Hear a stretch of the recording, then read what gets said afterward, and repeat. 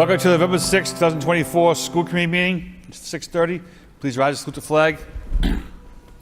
I pledge allegiance to the flag of the United States of America and to the republic for which it stands, one nation, under God, indivisible, liberty and justice for all. Madam Clerk, please call the roll. Sorry? Oh, what's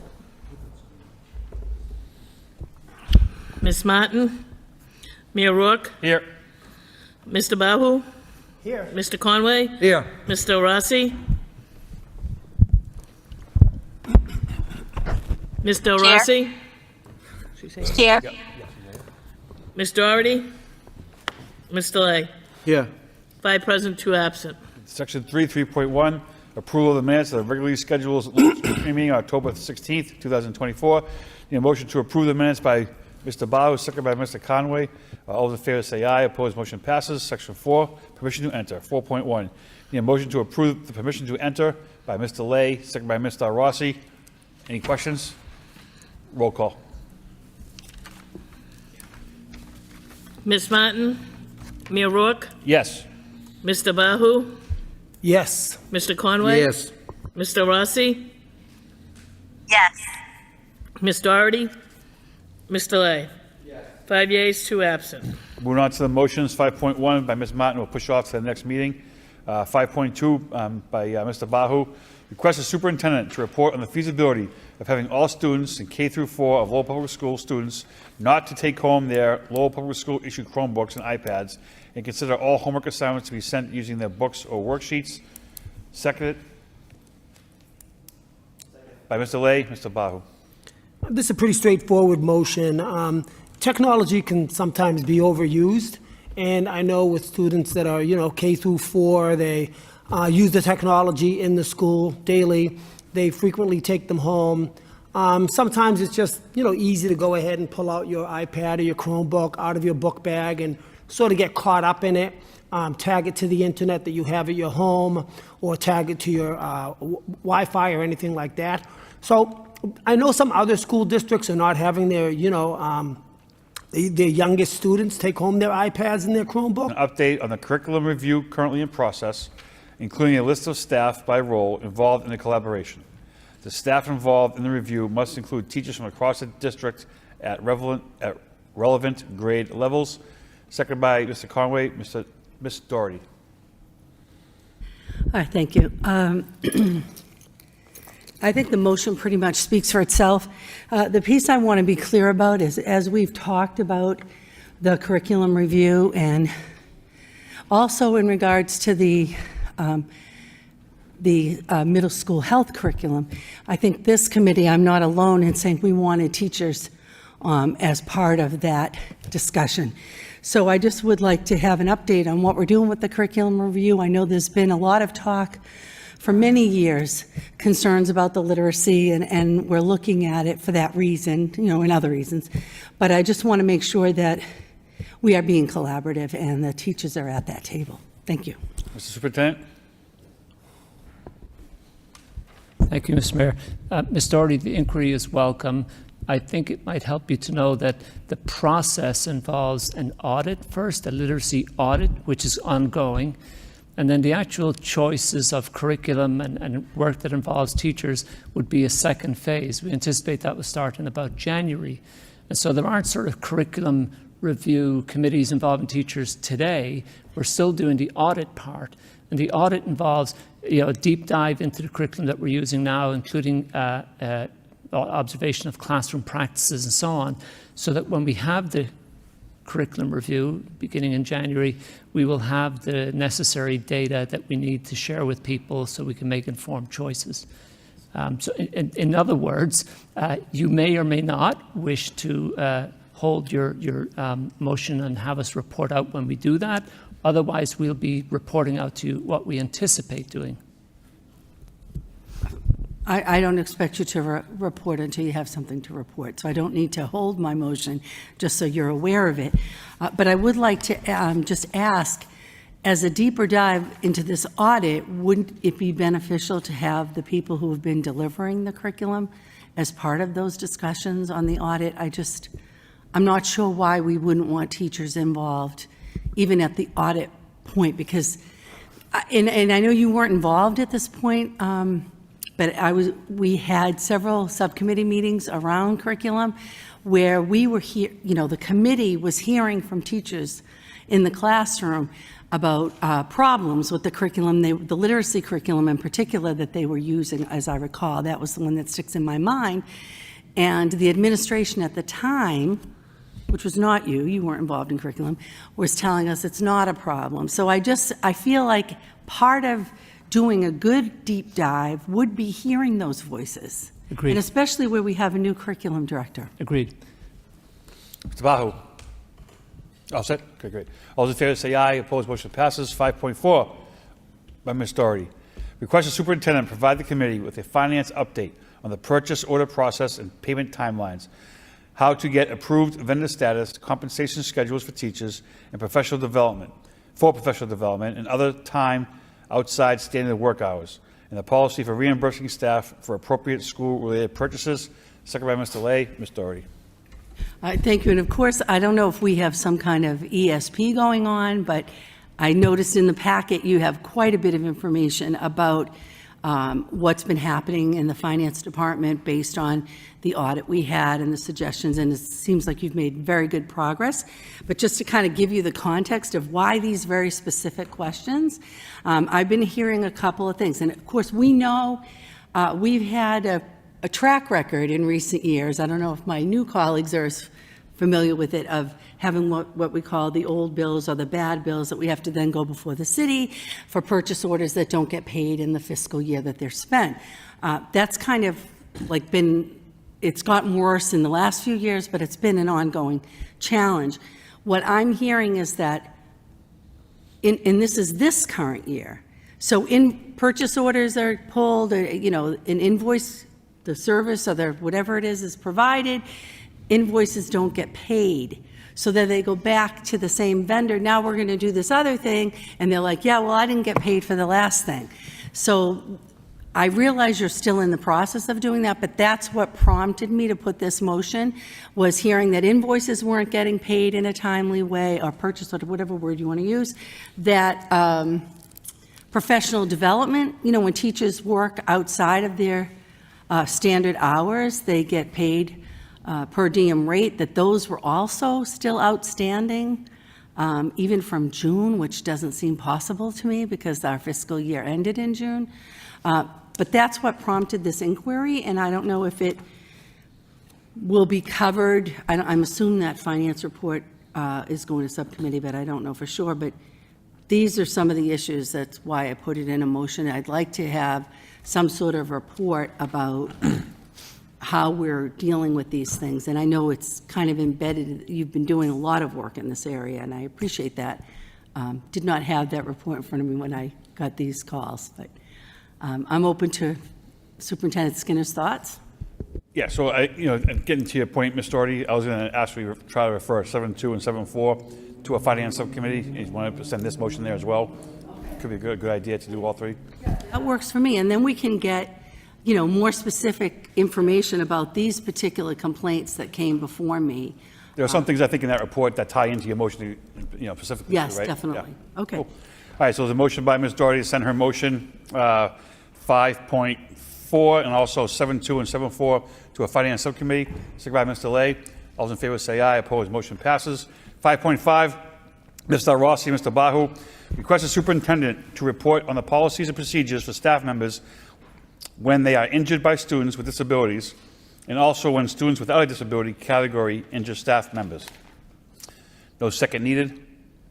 Mr. Bahu? So I've been, I know there's a policy for our students, and to make sure that they're safe, and to make sure that we work with them and to support them in everything that we do. I know sometimes things can get unruly. As they do get unruly, sometimes it gets physical from the students towards the teachers.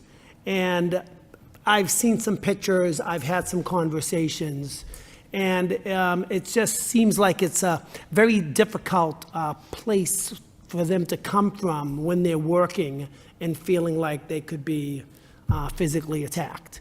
So Mr. Rossi and I have teamed up on this motion to go ahead and maybe see what the policy will be, so that, we can understand best practices to support our staff as well as our students.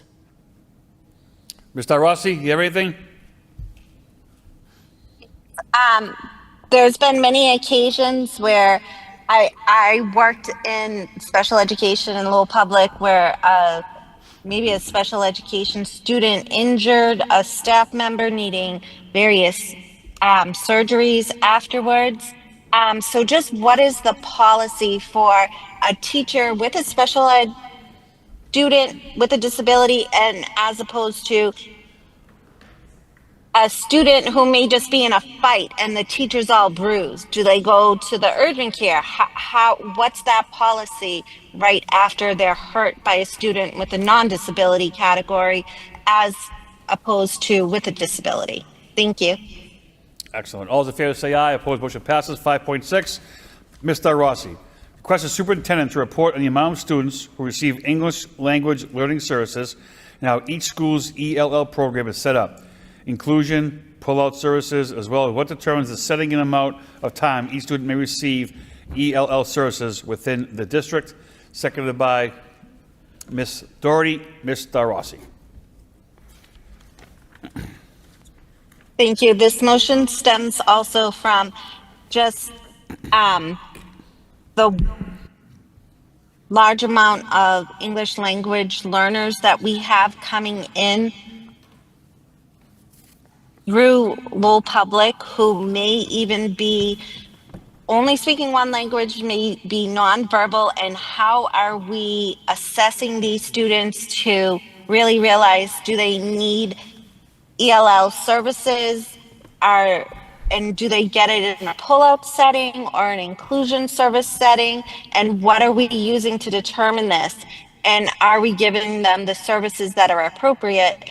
And in addition, because a lot of parents are quick to refer their student for special education services when it really may only be a language issue.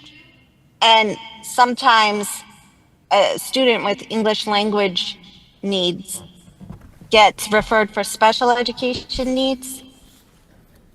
And they're two totally different prescriptions, like giving a student a special ed services who really needs English language, intensive English language services. They're two different ways to teach. And I'm curious as to how we're streamlining that so we're most effective in using the district's time. Thank you. All those in favor say aye. Opposed, motion passes. Mr. Conway? Yes, thank you. I have a motion, and I wasn't able to put that on time because I just got the information yesterday. And the motion is request the superintendent to contact the state's Executive Office of Public Safety to see what steps we need to take to qualify for the FY25 Student Awareness of the Fire Education Grant Program. I don't know exactly what that Seconded by entails. Mr. Lay. Mr. Conway. Sorry. Yep. I don't know exactly what that entails, but if there's monies that might, that we could perhaps acquire, I think it might be worthwhile certainly to reach out. And once again, I think that's coming from the governor's office of somewhere around $1 million or $1.5 million. So again, I didn't want to wait the 2 weeks because you don't know, people will start jumping on that right away to try to get that grant. So I just thought I would let you know that and see what we can do with it. Thank you. Good idea, Mr. Conway. All those in favor say aye. Opposed, motion passes.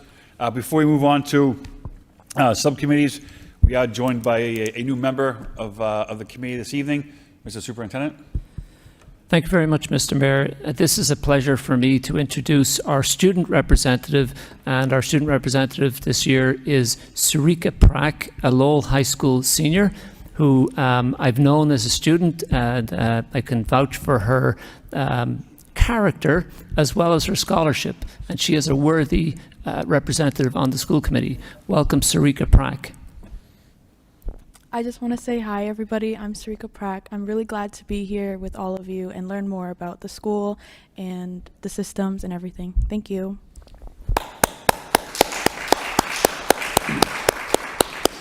Congratulations and thank you for stepping up. Moving on to subcommittees, we have 6.1, approval of the minutes of the Policy and Government Subcommittee meeting on October 29th, 2024. Ms. Doherty? You want to speak about it at all? That's the Policy and Governance Subcommittee?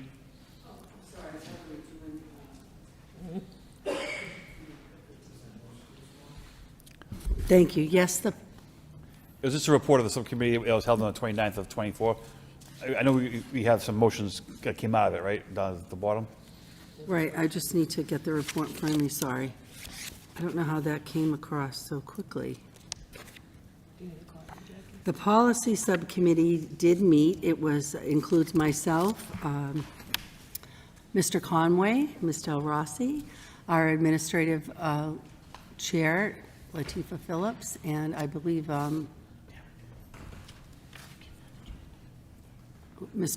Dr. Hall was there as well, sorry. I don't have the report, oh, here it is. Okay. So we met on October 29th, thank you.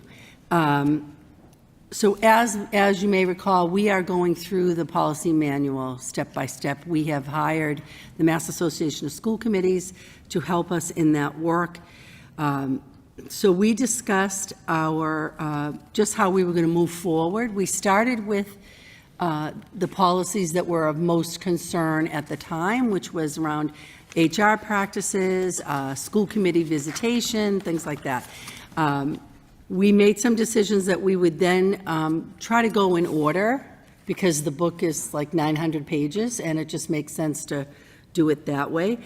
Miss Alicia Mallon is our field representative from the Mass Association of School Committees, and she is the one leading us through the process.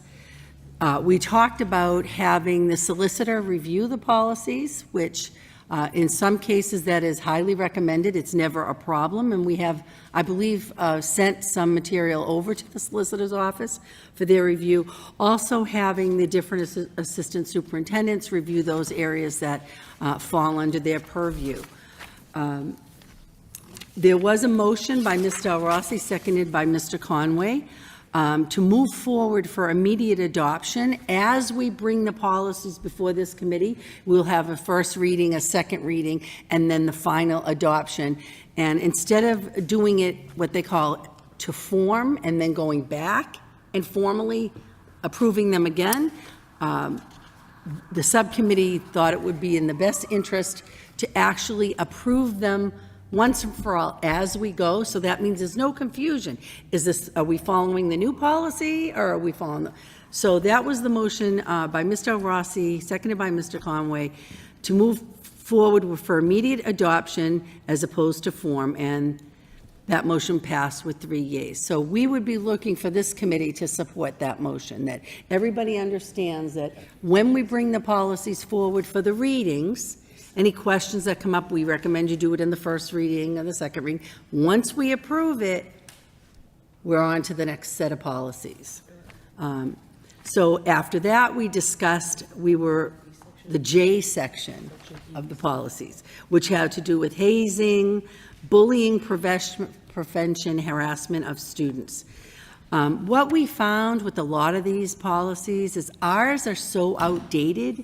There's now new laws on the book that weren't even there when we had our policies. So we are very much leaning on the Mass Association of School Committees because they've kept their policies updated with the laws. So we reviewed the section. Mr. Conway moved to send the J section that we just discussed, prohibition on hazing, e-hazing, bullying, prevention, and harassment of students, to the full committee for a first reading.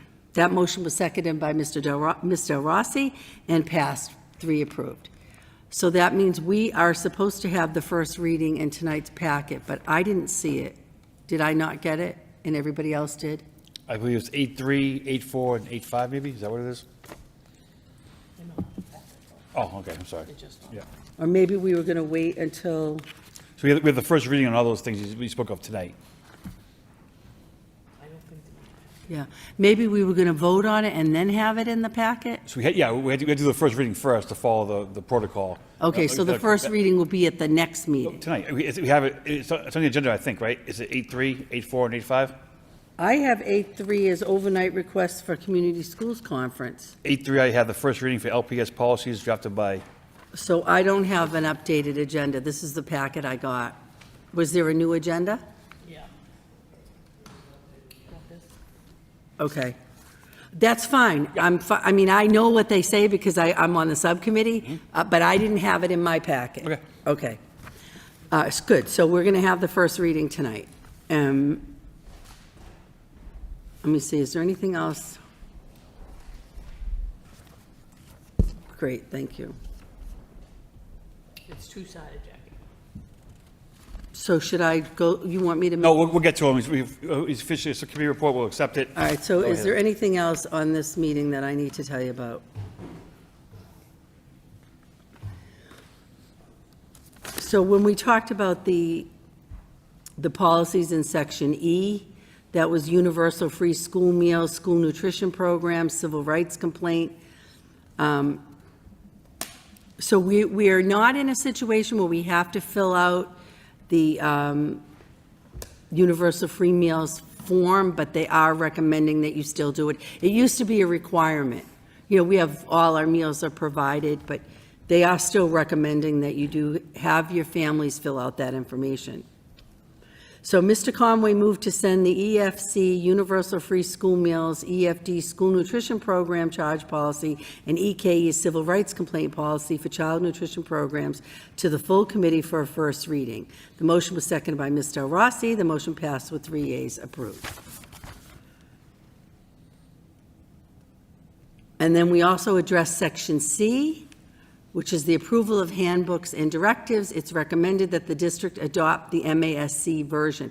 And I'll tell you straight up, in most cases, we are doing what MASC is recommending. We're not deviating from that. We're taking the advice of the association. But if there's any concerns when you read stuff, especially the first reading, because we will be meeting with them again, and we can bring back those concerns. We have monthly meetings. We are going to move through this policy book and try to finish it in a year, so this time next year. So the next meeting, if you're interested in going to a policy subcommittee meeting, is November 19th. And Sounds very interesting. right, yeah, dying to, right? Edge of your seat stuff. Yeah. But I really do appreciate you taking the time to look at these policies so you understand, you know, what our policies are. And that's my Excellent. my notes on the meeting. A motion to accept the report as a report of progress by Mr. Bahu, seconded by Mr. Conway. Is there comments on this? Mr. Bahu, do you want to say Yeah, just something? one question. Sure. When's the last time the school district went over this policy manual? Is it more? I think it was like 15 years ago. More than that? What's that? Was the last time we looked at the policy? In its completion, probably. I mean, we've looked at it for bits of, to just put it online and stuff, but never gone through the whole Right. book. So I know that we were doing it in 2005, Might have been with Kim's. which is almost 20 years ago. Yeah, so I'm sure Mass Association of School Committees has developed many new policies based Well- on technology, based on Right, and the reduced laws, lunch, based on, because the laws have changed. So exactly. we have a policy, you know, that they don't have, there's new laws that we don't have policies on. Or things like vaping, or, you know, that So it's weren't great- around. So it's great that you're spearheading this. so We have to do it, yeah. Congratulations, great work. Oh, thanks. So we had a motion that was seconded. All those in favor say aye. Opposed, Aye. motion passes. And we'll do the reading stuff later on the agenda. Yeah, we have it. Yep. Do you want this back? Nope, that's yours. 7, reports of the superintendent. 7.1, response to motion by Mr. Rossi, September 18th, 2024, regarding Greenhouse teacher parking. Mr. Rossi?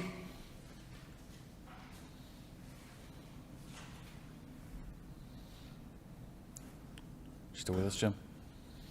Mr. Superintendent, go ahead. Thank you, Mr. Mayor. And so, school committee members, Mr. Rossi as well, if you can hear, you have in your packet this evening a report as directed by Mr. Rossi's motion. I worked with the transportation engineer for the city, and it resulted in this report provided by the Director of the Department of Planning and Development. Numerous short-term and long-term improvements for parking are posited in this report, including signage on Enel Street, resident-only parking, no parking during school hour signs, and so forth. There are also some longer-term solutions proposed in here that involve crosswalks being installed and a mid-block crosswalks on Bover Street being removed and a new crosswalk being placed on Bover Street and Victor Street. It happens that since this report was placed in your packet last Friday, we got information that the city engineers are considering yet another improvement based on some feedback they received from residents. Yes, So that we had a vote on for a 60-day trial that we just put off for another meeting or two, just to go over it one more time with the residents and the teachers from the area. So, when it comes back, I'll forward it to the office. Thank you, Mr. Mayor. 7.2, motion response, Mr. Conway, March 6th, regarding the Abrams report. Do you want to speak on it now, Mr. Conway? You want to wait till the subcommittee? Go ahead. Yep. Yeah, thank you. Just very briefly, I want to thank Dr. Pento. We met with Dr. Pento and actually Ms. Dupont too. So I want to thank you for the report and the opportunity to sit down and talk to you about the what was going on with it. And the communications, I think we mentioned that communications is so very important. It's between, which we've talked numerous times about good communications between the city and the school department. And I think, by doing that, it's going to clear up a lot of the problems. And also, which I think is important too, is that, having the finance subcommittee sit down with you, which I think, again, is important. And I think the suggestion was made to maybe have a finance subcommittee perhaps on some type of a regular basis, maybe a quarterly or every 6 weeks or whatever, and because I talked to Mr. Bahu about that too, and I think it might be, once again, another safeguard to make sure that communications is upheld on both ends. And I think what's important, we brought this out too, is that, we need to make sure that we're spending the money as effectively as possible. And I think that, most certainly will agree with the classroom. That's where education takes place. So we want to make sure those resources are available there. And any resources that we come in, we want to make sure that we keep those resources and utilize them and not give them away or whatever. So, because, this is taxpayers' money, and we have to spend that, wisely. I think that's about it. And again, I thank you for that time. It was very informative, and I know my colleagues mentioned it too. It certainly did help. And I will say that what I'm hearing, what's going on, is really very positive. And I think that, these changes are going to be extremely helpful for the district. So again, thank you very much for your help. Thank you, Mr. Mayor. You got it. 7.3, motion response, Mr. Lay, October 16th, 2024, regarding minimum required MCAS score. Mr. Lay, this was the motion that was answered on the floor that night. Is that what it was? Thank you, Mr. Mayor. I also like to thank Ms. Roberg for the information that given to us last 2 weeks ago. And today we got even more detail on this report, and it's actually a very nice report. And thank you for doing that. Even though the number is not quite the same as what I thought when we got 2 weeks ago, but it's still very low for considering how many students are affected by not graduating. It seems like we're doing okay.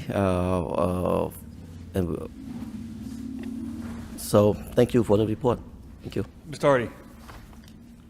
Thank you. Just a quick question. I know it's early, but given the results of the ballot initiative, 80%, I think, voted to get rid of MCAS as a high school requirement.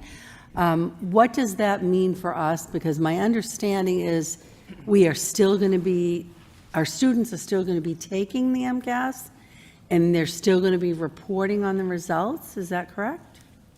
And will they still be holding us to looking for growth, all those other factors? Do we know that yet? I suppose it's wise to be cautious because we don't have direction from the Department of Education as yet, but it's reasonable to anticipate, first off, that the MCAS test will not be a graduation requirement. What's critically important, even more so now, is that we have some local requirements. You, as a committee, I'm sure will want to establish that when students graduate from Lowell High School, it means something. And so what are those requirements that we have? They're in place, very, very many of them. The MCAS passing score was one imposed by the state. The others that we have in place will remain. But we may look at that if the committee chooses to do so. As far as when this takes place and so on, I don't know. I do believe that the MCAS test will be given still and will be a key factor in judging our school's progress for the foreseeable future. So if I could just follow up with that, when you know more, please let us know. I mean, I try to keep on top of these things, but obviously you guys are on the front lines. And my understanding is the state might be looking at some other, we don't have a universal standard now. If we don't have MCAS. I mean, obviously, still very early on in the process, so. Right. Sure, as So we, anything you find out, I'm very interested. And it's a nuance, right? We actually do have universal standards. We still do. They're just not required for graduation from high school, but they still exist. The state may come up with an alternative. We don't know that yet. We will update you when we get information. Thank you. 7.4, ESSA funds allocation and use that has been referred to the prior mentioned Finance Subcommittee. Do you need a motion to accept the reports of Superintendent 7.1 through 7.4 as reports of progress by Mr. Conway, second by Ms. Doherty? All those in favor say aye. Opposed, motion passes. New business, 8.1, approval to accept and expend allocated FY25 awards. Need a motion to approve and accept the allocated FY25 awards by Mr. Lay, second by Ms. Doherty. Roll call. Ms. Martin? Mayor Rourke? Yes. Mr. Bahu? Yes. Mr. Conway? Yes. Mr. Rossi? Ms. Doherty? Yes. Mr. Lay? Yes. 5 yeas, 2 absent. 8.2, approval of job description and permission to post. Data office restructuring. The motion to approve by Ms. Doherty, second by Mr. Lay. Roll call. Ms. Martin? Mayor Rourke? Yes. Mr. Bahu? Yes. Mr. Conway? Yes. Mr. Rossi? Ms. Doherty? Yes. Mr. Lay? Yes. 5 yeas, 2 absent. It's up to you. I mean, they're separate sections, but Yeah, no problem, yeah. maybe we can bundle them together, but then when we do the vote, take them individually. Okay, sure. All right, 8.3 of the first reading of the Lowell Public Schools policies drafted by MASC Section J. We have 4 of them here. First is prohibition of hazing. Second one is e-hazing. Third is bullying prevention. And the fourth is harassment of students. Need a motion to approve the first reading by Ms. Doherty, seconded by Mr. Conway. Roll call. Ms. Martin? Mayor Rourke? Yes. Mr. Bahu? Yes. Mr. Conway? Yes. Mr. Rossi?